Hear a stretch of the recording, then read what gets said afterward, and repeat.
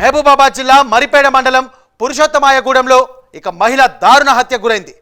ఉల్లపల్లి గ్రామానికి చెందిన బంటు వెంకటమ్మ అనే మహిళ దినసరి కూలీలా మేస్త్రికి పనిచేస్తోంది. మరిపేడ మండలం కేంద్రానికి చెందిన కూలీ డబ్బుల కోసం బయటకు వెళ్లి ఇంటికి తిరిగి రాలేదు. దీంతో ఆమె కుటుంబ సభ్యులు ఆరా తీశారు. ఈ నేపథ్యంలో పురుషోత్తమగూడెం శివారులో ఓ మహిళ కాలువలో మృతదేహం ఉండడంతో గమనించినటువంటి స్థానికులు పోలీసులకు సమాచారం అందించారు. ఘటనా స్థలానికి క్లూస్ టీంతో చేరుకున్న పోలీసులు విచారణ చేపట్టారు. మహిళను హత్య చేసినట్లుగా ప్రాథమికంగా నిర్ధారించిన పోలీసులు హంతకుడి కోసం గాలిస్తున్నట్లు తెలిపారు.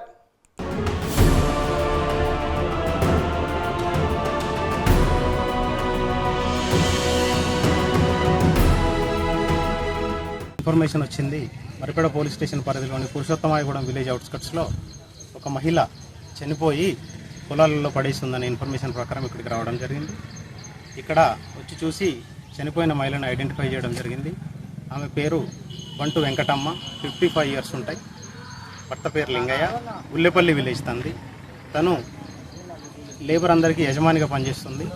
నిన్న మధ్యాహ్నం ఇంట్లోంచి వెళ్ళింది బయటికి, మరిపేటకి వెళ్ళి ఒకరు డబ్బులు ఇచ్చే విషయం ఉంది, డబ్బులు కలెక్ట్ చేసుకోవడానికని బయటికి వెళ్ళింది. తర్వాత మళ్ళీ తిరిగి ఇంటికి రాలేదు.